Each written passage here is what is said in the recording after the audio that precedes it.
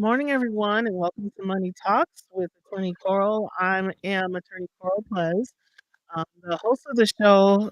Happy to bring the show live to you every week, every Thursday morning from 11 a.m. till noon, right here on WNOV Radio. WNOV is at 8:60 a.m. and 106.5 FM. The show is sponsored each and every week by Columbia Savings and Loan Association. So shout out to Columbia and a special thank you to Columbia for sponsoring this show every week. Um, I told myself last night, I just kind of made a mental note. I normally don't give personal shout outs on the show, but there's a special listener that I would like to acknowledge today. Someone who has listened to the show from the very beginning. When I first started doing the show, and listens and comments to me privately. He's never called into the show, but reaches out to me with his thoughts of encouragement. Um, Occasionally, not every week, but whenever he feels it's warranted. So Eddie Bates Jr., if you are listening this morning, I do want to thank you for listening to the show and being such a strong supporter. Not to mention being my first cousin. So I want to just point that out too. But Eddie, if you're listening to the show this morning, I always appreciate your input, your comments, and your support. So thank you so much for that. And then also, um, again, I mentioned that Columbia sponsors the show every week. And so the team works extra hard to hold things down at the bank so that I can come um, take this time away from the busy day and all of the work that we have that we're working so hard at Columbia Savings and Loan Association, to allow me to come here every week to try to provide a show that is informational and hopefully also educational to the community, because we do talk about anything related to money. Typically, it connects to bank work, obviously, because that's why the bank sponsors the show. Um, and so, one of the topics that we've been talking about in the most recent weeks has been the topics of insurance. It's been a very, very big topic because of primarily the flooding that Milwaukee suffered through a couple of months or so ago. And I know that there are still homeowners out there that are still trying to come to terms with what happened. A lot of people lost property, a lot of people endured structural damages to their homes. Many people had insurance so that these damages were covered so that they could be repaired and restored and made whole. And unfortunately, there are some who did not have either adequate coverage or the proper coverage that they thought they had in order to address damages in this type of situation. And that's something obviously that's very important in a situation where you're dealing with banks, because if you've got a home that has a mortgage on it, that means that the bank has a very substantial financial interest in your property. And obviously, then the banks would be concerned about you having insurance and wanting you to have insurance coverage in case something happens, like the travesty that happened in Milwaukee a couple of months ago. So it's an important topic, and I want to continue discussing the notion of insurance, but not specifically as relates to homeowners insurance today, because we've talked about that on a couple of shows already. But there's several different types of insurance. I won't even endeavor to name them all. The last time I was here, we had Sarah Godlewski, our current Secretary of State, who is running for Lieutenant Governor, and she talked a lot about health insurance. And the significance of that and the importance of that cannot be overstated. Part of the concerns that she was raising had to do with the government shutdown and how that's impacting people's ability to maintain health insurance or to acquire health insurance. She even talked a little bit how it affects food share programs and, the concerns that people are having to just get food on the table. But that was from a couple of weeks ago. last week, Dr. Mose Fuller filled in for me because again, I had some urgent work at the bank that takes priority. As much as I do love to come and do the show and talk to the community, every once in a while I have to ask Dr. Fuller to fill in for me because we do work so hard at Columbia, and there's always something going on. And I try to, get away when I can, but last week it just wasn't possible. So thank you, Dr. Fuller, for talking and covering the show last week. Another important topic in insurance, another type of insurance is life insurance. And life insurance is significant and important because it provides financial support for your family and dependents after your death. It can cover debts, living expenses. It could cover um, death expenses. It could also be income replacement. It just depends. Um, Homeowners and renters insurance is another important type of insurance that you might consider. Um, Homeowners and renters insurance protects your property from damage or loss, and it covers liability if someone is injured in your home.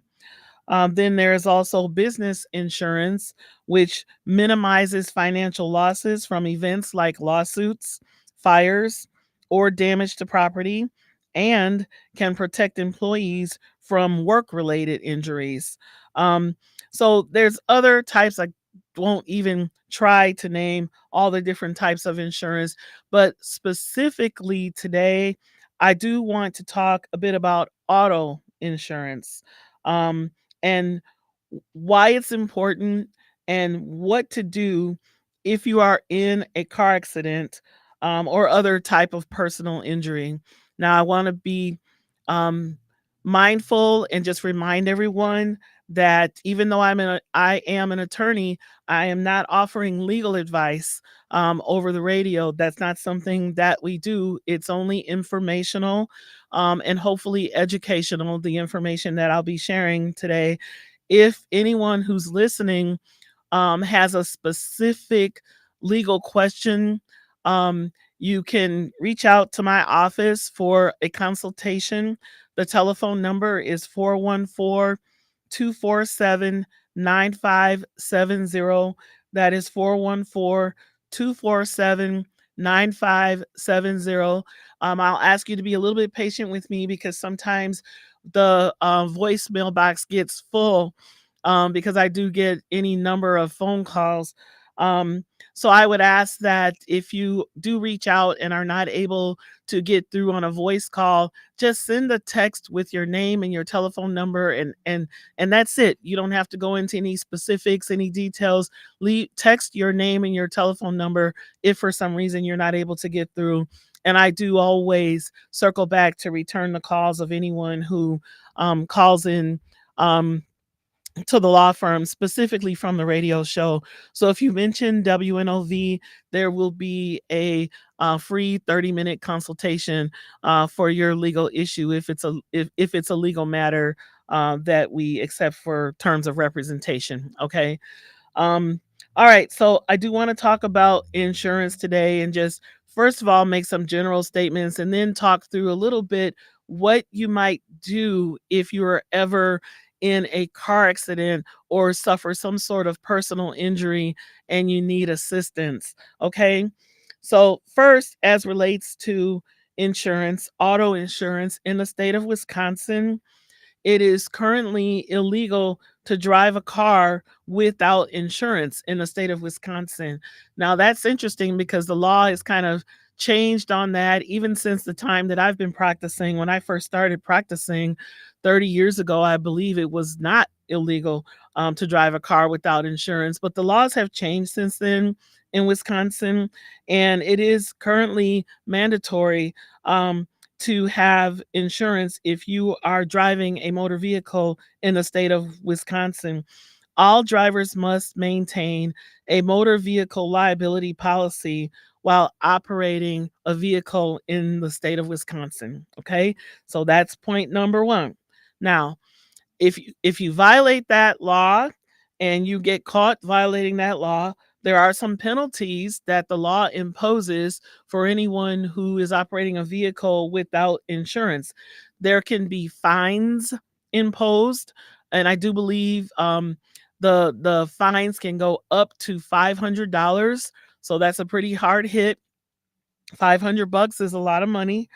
You could also have your driver's license suspended, and then that comes with its own set of problems, especially if you've got a job you need to drive your car and get to, and you find yourself with a license suspension, and it's no longer legal for you to drive in the state of Wisconsin for whatever period of time the court imposes. There's also a possibility of having your vehicle registration suspended. So, pretty significant penalties, in my opinion, if a person is caught driving a vehicle in Wisconsin without insurance. Wisconsin law also requires drivers to have what is called uninsured motorist coverage. Now, what's important about uninsured motorist coverage is that it protects you if you are hit by someone who is uninsured. Um, I'm going to come back and talk a little bit more about that one because I think people underestimate how important that uninsured motorist provision is in the contract. I'll come back and talk about that a little bit more. But the other point that I wanted to stress is that really, it's best to try not to let your policy lapse if you do have insurance. Try to pay attention to when the policy due date is so that you can make sure you get your payment in order to keep your coverage, because if you do lapse your policy, reinstatement is not necessarily guaranteed. Sometimes you'll deal with a company that's a little more lenient than others if you lapse a policy, and they'll go ahead and, you know, put you back in force. But they also can say, nope, we're going to do underwriting. We're going to review. We're going to see whether you've had any traffic violations, specifically and particularly moving violations. They can even do a light credit check and look at your credit history and all the things that they did in the first place to decide whether or not to grant you a policy of insurance, which is a contract with the company that they agree to pay if you commit any type of negligence, right? So they're saying we're going to take responsibility for what you may or may not do as a driver. If you lapse that policy, it's not automatic that they'll put you back in force. They may reinstate, which they usually do, but what they also can do is they can raise your rates. They can raise your premium. So if you want to make sure you stay insured at whatever rate you're contracted at, please, you've got to make sure that you get your payments in time before your policy would lapse. Okay. So I said I would circle back and talk a little bit about uninsured motorist coverage. I always like to talk by examples of cases that I've seen or cases that I've been involved in, or maybe even just in consultation on with other attorneys that I've worked with over the years. And sometimes I repeat the examples that I use because what I find is that, there's different listeners every time to the show, and you either may not have heard the examples or maybe you've heard them and I'm reiterating just so people can understand why, in this case, uninsured motorist coverage is something that's of importance. So there was a case that um, I was involved in recent years. I don't remember exactly when this was, but there was a pregnant girl um, who was a passenger, and her vehicle that she was riding in was struck by a stolen car. Okay. The car that she was a passenger in had no insurance. Okay. So again, there was a vehicle driving. I actually remember it was on Sherman Boulevard in Milwaukee, near Capitol Drive. They were traveling northbound on Sherman Boulevard, and the young pregnant woman, I said girl, should have said woman because she was an adult. A young pregnant woman who was a passenger in a vehicle. The vehicle she was in had no insurance. The vehicle that struck the vehicle that she was in had no insurance. Um, Unfortunately, this was a car accident that had a pretty severe impact. The young lady was not wearing a seatbelt, which is something else you've got to watch out for if you are traveling in a vehicle, because you can be well, let me say it like this. If you are a passenger in a vehicle and there's an accident, even though you're not the driver, right? You're not responsible for any negligence that the driver may or may not have committed.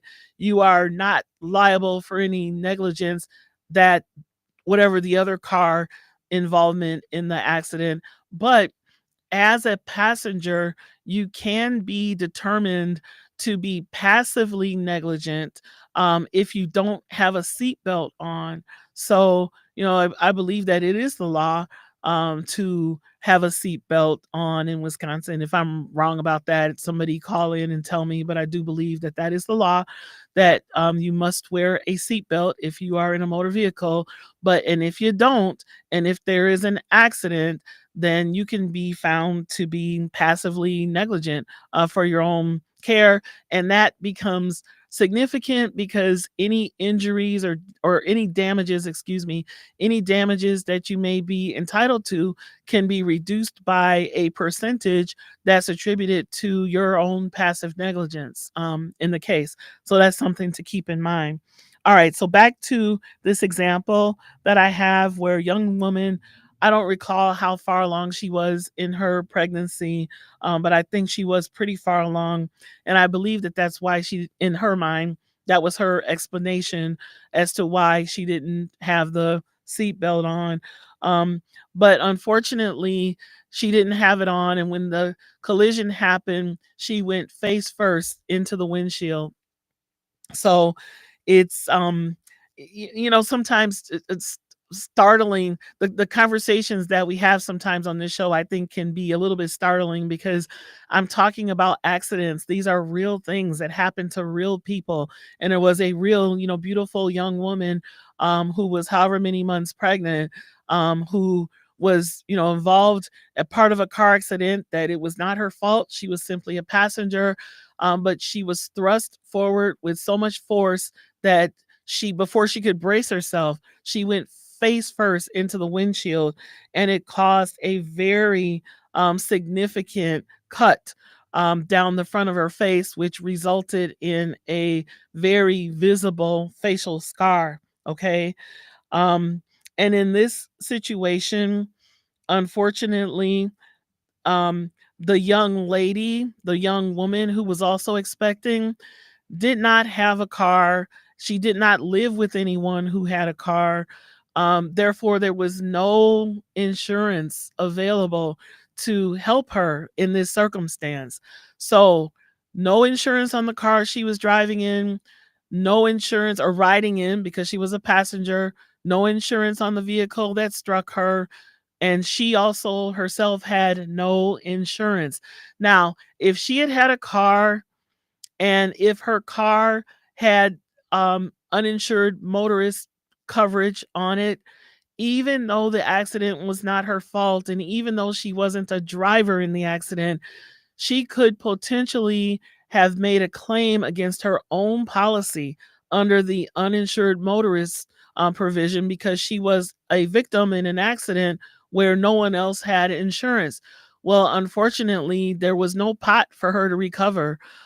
Thankfully, she had some health insurance where she was able to seek medical care, but she ended up, and she was a very, very beautiful young woman with a very noticeable facial scar, and she was unable to collect any insurance. Now, could she have sued the responsible drivers for this and tried to take a personal judgment against them? Well, of course. But if these are people who um, didn't have, in this case, the financial abilities to have insurance coverage, you can well imagine that they are pretty much judgment proof. These weren't people that she could collect from. So, unfortunately, in her particular situation, um, from a standpoint of any lawyer taking the case on, the answer was unfortunately not. Lawyers tend to take injury cases on a contingency fee basis. That means that you take a fee if you're able to recover damages from the person. But filing a lawsuit against indigent people, or people that maybe even if they're not indigent, they don't have the means to pay, let's say, some sort of six-figure judgment, then those are cases that typically lawyers don't pursue on behalf of the injured parties. So it's a really unfortunate situation, but I unfortunately have seen that, numerous of times in the practice. So I did want to talk about that. Now, there's another uninsured example that I'd like to give, but I'm looking at the time, looking at Jermaine here, and I don't want to. Okay, so I've got time to go into. All right, I just want to be sure. I don't want to start talking about another topic and run out of time. Okay, so the other example that I would like to give, that was an unfortunate example where there was not uninsured coverage. Here's one where there was uninsured coverage. So in this second example, there was a couple of 16-year-old girls. They were joyriding in a car that belonged to one of the parents. I don't know why the parents allowed this young driver to take the car. As far as I know, it wasn't a situation where there was non-permissive use.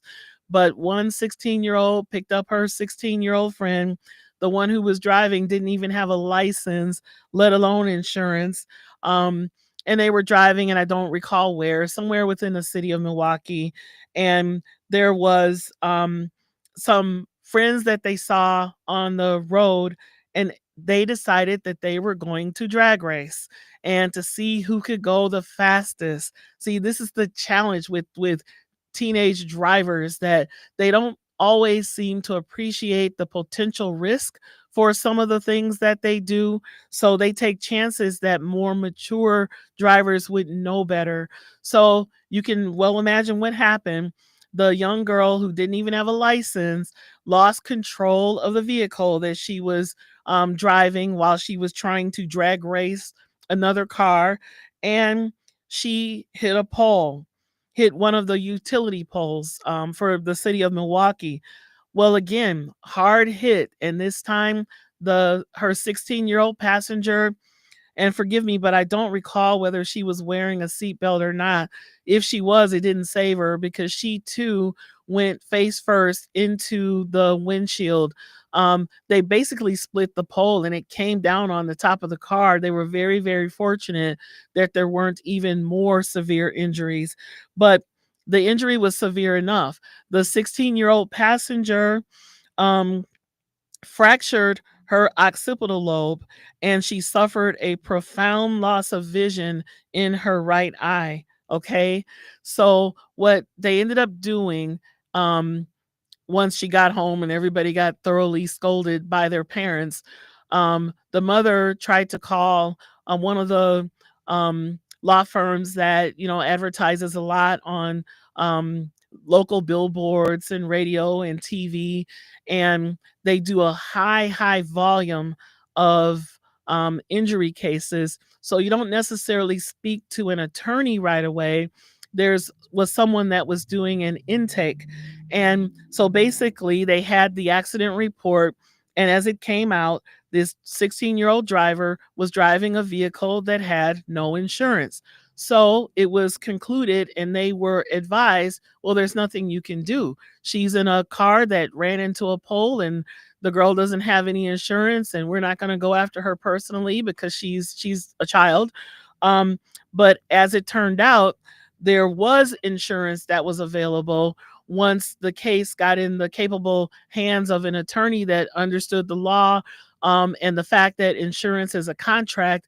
There are certain provisions of that contract, and in this case, there was an uninsured motorist provision in that contract that said, okay, the 16-year-old girl lived at home with her mother. her mother had an automobile, and her mother was insured um, um, through a prominent insurance company that had a provision of uninsured coverage. So even though the mother's vehicle was not involved in any way in the accident, it was determined that this was her daughter. She is a resident of the household. She is an insured under the terms of that contract, and that uninsured motorist coverage did extend to her. She was able to get a six-figure settlement, which, nothing will replace the profound loss of vision in her right eye.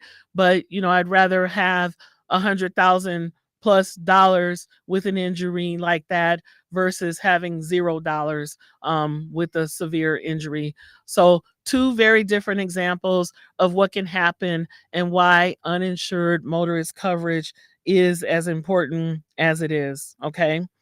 um, I wanted to also just point out that it's important to consider homeowners insurance or renters insurance also in the context of injuries.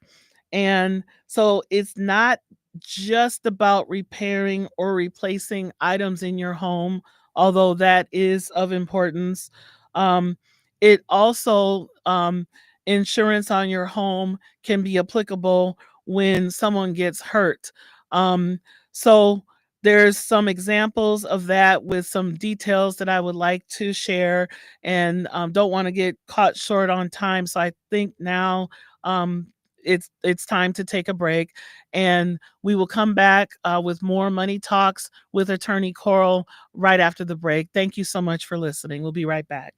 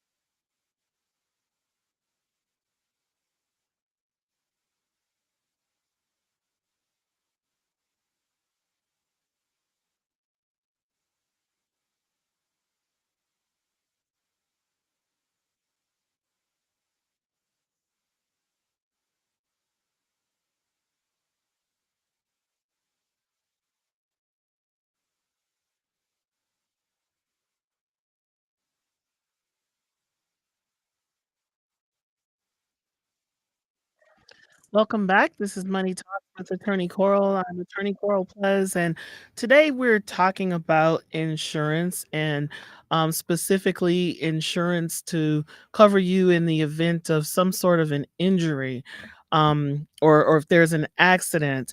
I was talking in the first segment mostly about auto insurance, in particular, uninsured motorist coverage, and giving examples as to why I believe that that's really important, that we have that coverage. Well, it's the law for one thing, but just as a practical matter, when you look at the difference in the outcomes of the circumstances that I was trying to describe, to say, here's one person who was able to have some significant recovery. Nothing will ever um, replace a loss of vision. But the first young lady, well, unfortunately, there really wasn't much that she could do. There wasn't any insurance coverage to seek um, compensation from, and that's just it. I mean, money can't undo the injuries or the damages from an accident, but it's the best measure of damages that we can come up with in the system, because at least it would allow, let's say, for instance, in the first case, maybe there would have been some sort of plastic surgery that could have been done to smooth out that scar and make it less noticeable, something like that, which may or may not be covered under your health insurance because it would be considered not something that was medically necessary, but it had to do with I'm not thinking of the right words right now, but basically something aesthetic, something to make you more beautiful or attractive versus something that was necessary medically for your life or for your survival, right? This wasn't about um, she needs this surgery in order to ward off some sort of an infection. No, the surgery would have been wanted because she had a huge scar and it was not attractive, and she was a beautiful woman, and wanting to maintain her looks, but she has now this scar that will be permanent unless there's some sort of surgical intervention to help her out and smooth that out, but there was no insurance to cover it. So okay, I right before the break, we were getting into the notion of homeowners or renters insurance, and I pointed out that we've been talking about homeowners insurance for several weeks now, but in the context of protecting your property against the floods that happen and the damage that was caused by those floods. Well, it's also important to have homeowners insurance in case someone gets hurt on your property and you may be held liable for that person's injuries. So, the example that I would like to offer in this situation had to do again with a young woman who had a baby. He was probably less than a year old when this happened, but this young woman was visiting her in laws. So she was someone who was invited to the property. It was in the middle of one of our lovely Wisconsin winters where there had been a snowstorm, and the owner of the property had not made the proper provisions for anyone to come out and clear the snow. So the snow was not shoveled. In fact, in the walkway leading up to the front door of the home, and it had been walked on. And you know how that happens in Wisconsin. When you walk on the snow, it gets compressed. And then, of course, what always happens, the temperature drops. And then it turns into just a coat of ice. And in this case, it was ice that was more than an inch thick. It had been trampled on for several days, and the snow kept coming, and then more snow would get pressed down. Then the temperatures dropped, and then it would freeze. So the entire walkway was covered for several feet. The entire walkway was covered with ice. So this young woman was doing her best. It was dark out, it's the evening. She had her purse, she had her diaper bag, she had her infant in her arms. And she approached this home as she was invited to come and share in some of the family festivities. And cautious though she tried to be, she stepped on the ice in such a way where she lost her footing and she slipped and down she went. Now, her biggest concern was that she was holding her infant son, and she just wanted to make sure, even if she got hurt, that he did not get hurt. So she was trying to hold him in such a way where she didn't break her fall at all. I guess is what I'm saying. She didn't try to use her hands or her arms to break her fall because her greatest concern was that she was holding her child. Now I don't know the mechanics of exactly how she fell, but by the time she hit the ground, she had fractured one of her ankles. And it was a severe fracture, let me put it that way. She could not get up. She had to stay outside in the cold and basically yell for the people inside the home, who fortunately they were anticipating her arrival, so they were kind of looking out for her, and they were able to come out to her aid. Well, they couldn't get her up either because she could put no pressure on the ankle. She was in excruciating pain. The most these people could do was to take the baby inside the house to keep him warm while they called an ambulance, and one of them waited outside with her because they couldn't even get her up. So the ambulance came, took her in, and they diagnosed the injury. And like I said, I'm just going to suffice to say that it was a severe fracture to her ankle. It required surgery. She ended up having to have pins placed. So yeah, this wasn't just a sprain.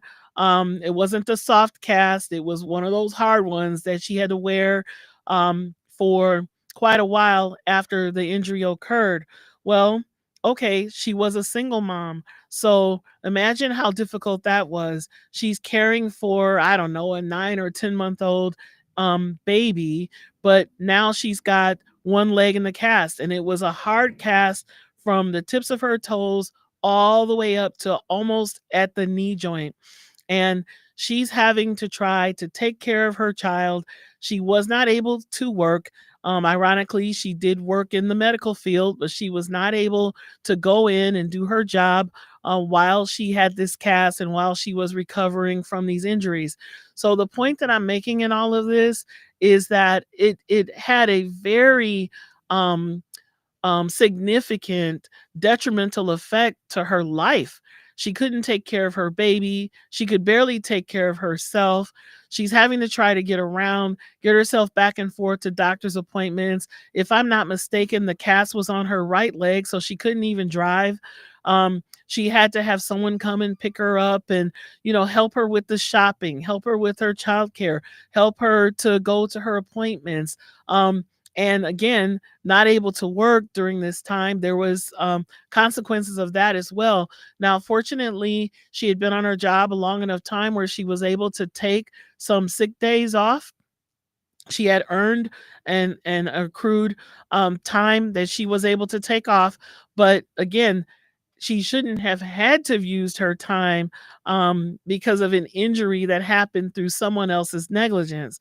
So what we did for her is we came in and we said, okay, the real owner of the home, it wasn't her in-laws. There was another owner of the home who was an absentee landlord, lived in California somewhere, happened to own this property, was glad to collect everyone's rent on a monthly basis for this property, but he wasn't doing his fair duties or responsibilities to make sure that the property was kept in a safe manner, or as safe as reasonably could be kept. I mean, snow is going to fall, right? We do live in Wisconsin, but the problem here is that the snow fell and nothing was done. It was impacted in the ground from foot traffic, then the temperature dropped, then more snow fell, and people walked on it again, and then the temperature dropped, and again. So this went on for nearly a week. It took a long time for that dangerous condition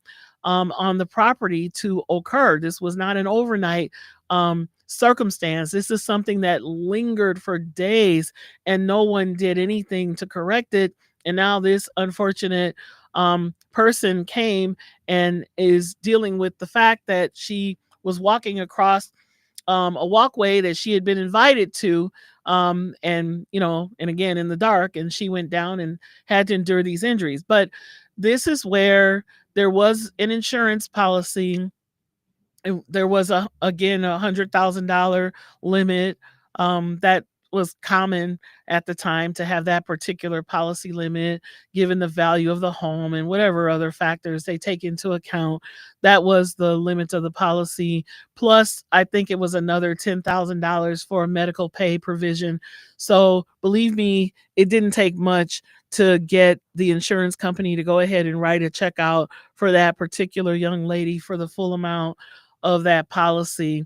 Um, and with the medical pay provision. Now, again, she's got a permanent partial disability in her ankle, because of surgery. Once you've got a surgery that requires pins to be placed, I mean, we're talking about, a situation where there's permanency involved. You never get back to 100%.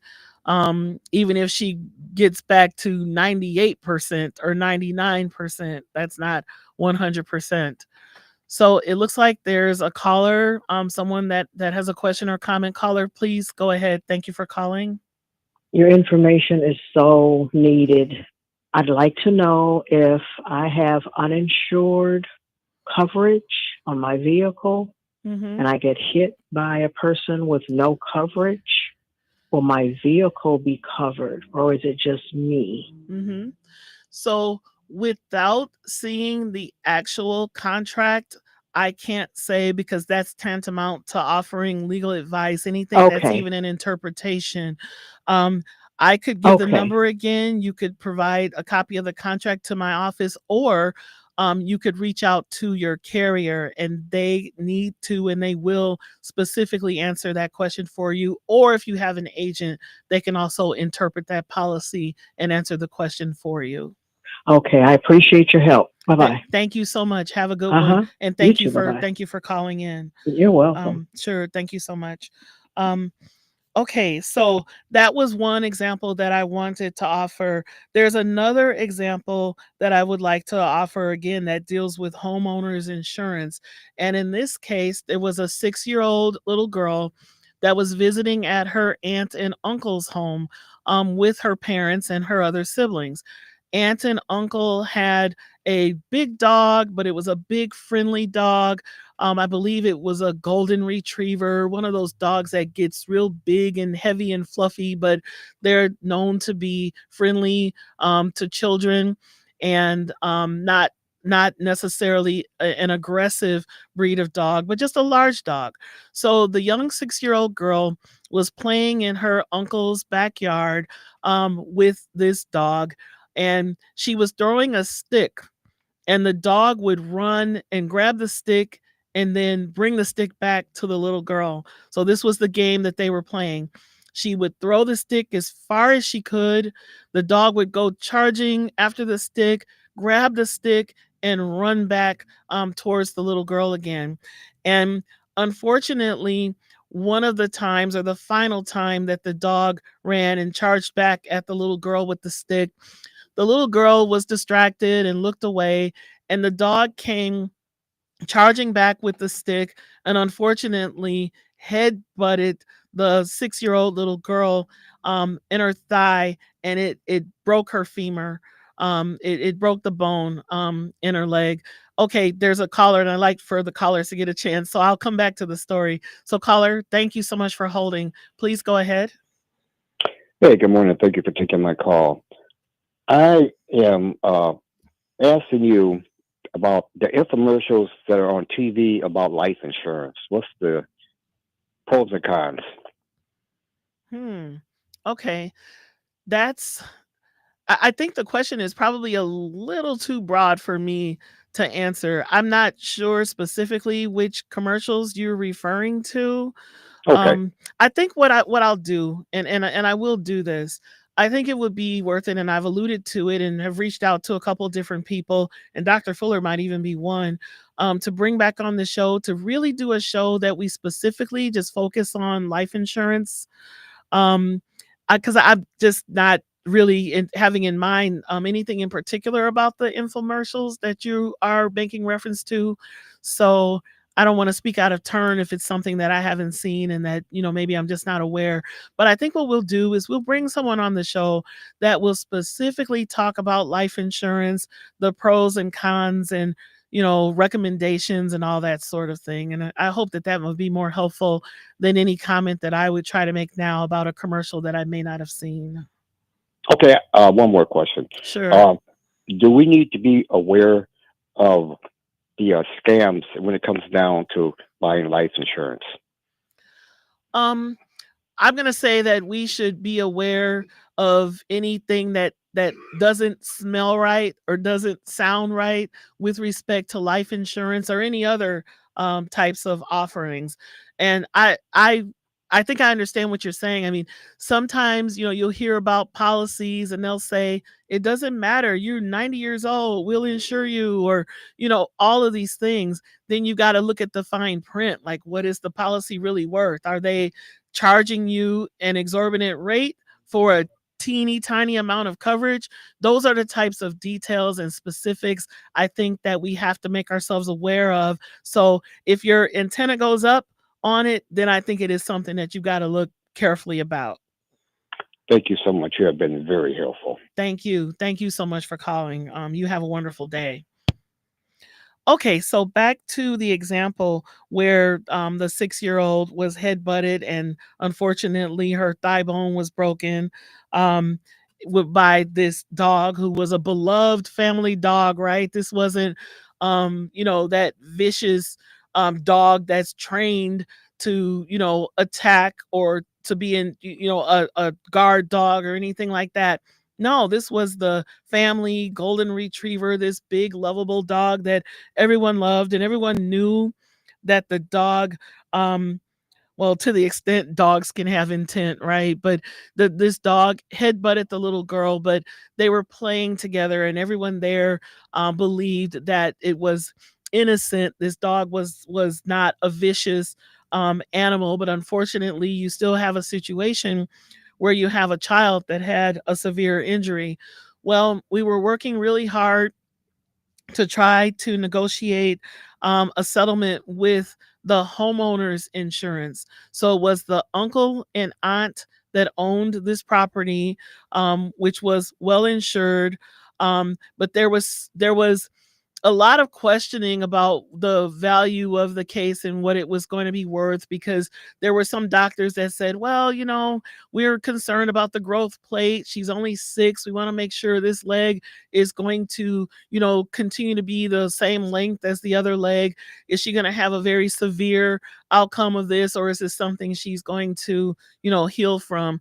When we come back from the break, I'm going to tell you what happened from a legal standpoint and what we had to do in order to make sure that this child was protected and that we did recover damages from this carrier as a result of what happened to her, unfortunately, by the family dog. We'll talk more about that when we come back from the break.